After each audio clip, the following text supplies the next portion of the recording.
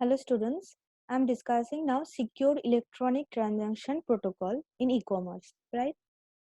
These are the all contents of our today's lecture. Basically, secure electronic transaction or ACT is a system which ensures security and integrity of electronic transaction done using credit cards in a scenario. ACT is not some system that enables payment, but it is a security protocol applied on those payments.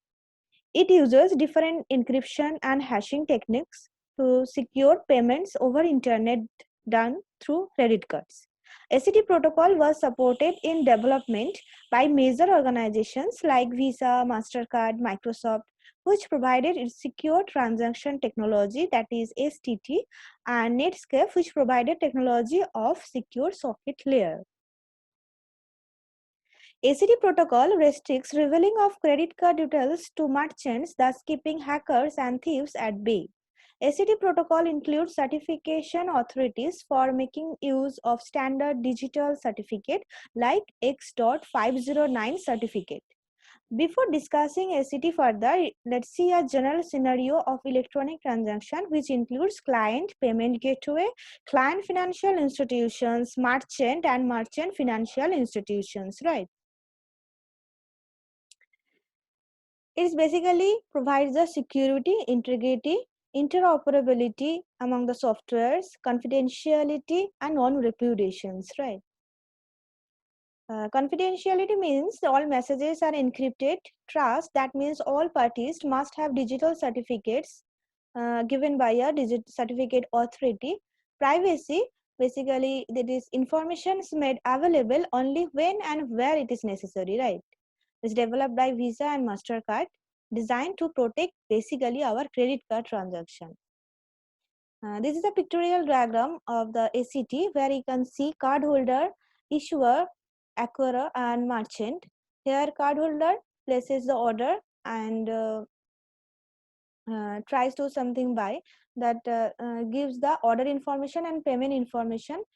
The payment information go to the acquirer, and acquirer verifies these card details to send a question to the issuer of the card holder, that means card holder's bank, whether the card details is valid or not. If it users verifies and say yes, it is okay and carry on, then acquirer uh, gets the message to the merchant and payment will be successfully done. After that, merchant delivers the packet to the cardholder, right?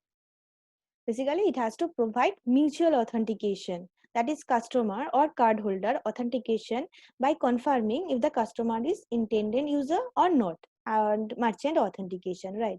It has to keep the payment information and order information confidential by appropriate encryption. It has to be resistive against message modification, that means no changes should be allowed in the content being transmitted.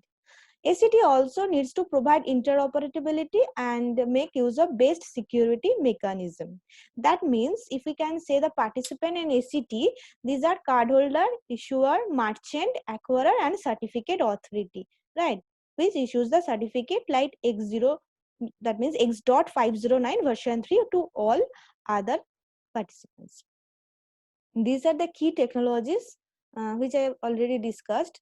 Basically, confidentiality of information is DES algorithm uses, integrity of data, that is RSA digital signature with a SHA, that means secured hashing algorithms. One hash codes are used and certificates X.509 version 3 digital certificates are used, right?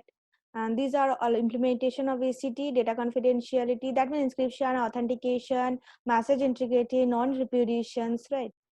And ACT transactions feature describes and of there is a pictorial diagram where we can see that number one, steps one is customer browses and decide to purchase some things, right? And at the next step, ACT sends order and payment information to the merchant. Step 3 is merchant forwards this payment information to the bank because the payment information is encrypted to the merchant. Merchant cannot see the payment details. Number 4, the step number 4 is bank, that means merchant's bank checks with issuer for payment authorization.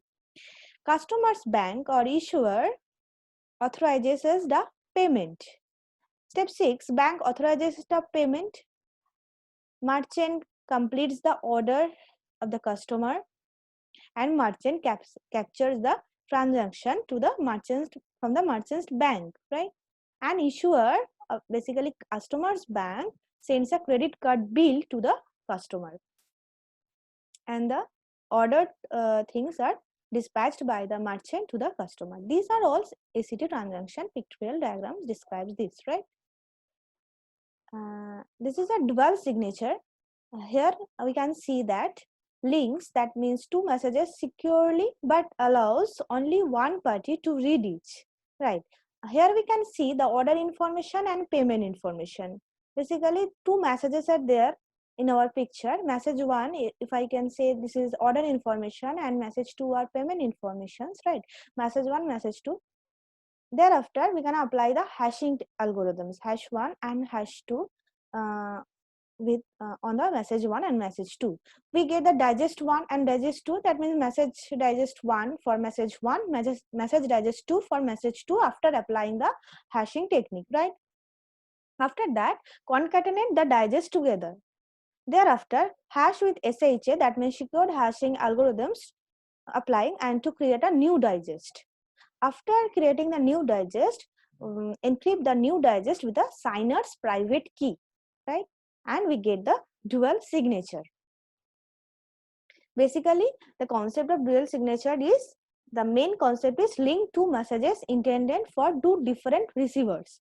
One is merchant and merchant bank. Order information and payment informations, customer to merchant, and payment information is customer to bank, right? Merchant does not need credit card number and bank does not need details of the customer order, right? This is a operation of dual signature. Here we can see that PI, that means payment information, and Y means order informations. H means hashing algorithms, which are applied on two messages, PY and Y. And we can get, after applying the hashing technique, PIMD, that means payment information message digest, and YMD, that means order information message digest. After that, these two are concatenated, and after the concatenation, a new hash technique, SHA1, implies on that concatenated message, and we get the POMD, that means payment order message digest. After that, KRC, that means private key of customer, encrypts the final hash, and we get the dual signature, right? These are the expression of creating a dual signature. HPI, that is hash function of payment information and order information, after applying the hashing technique of concatenated two messages and encrypted the signer of the signer's private key, right? And we can get the digital dual signature.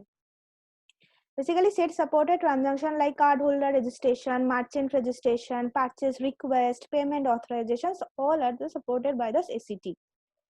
These are the protocols which are used to ACT, right? STT, secure transaction technology, are used for Visa, Microsoft, whereas ACT, that means secure electronic transaction, is used for MasterCard, Visa. All parties have a certificate. Thank you, students.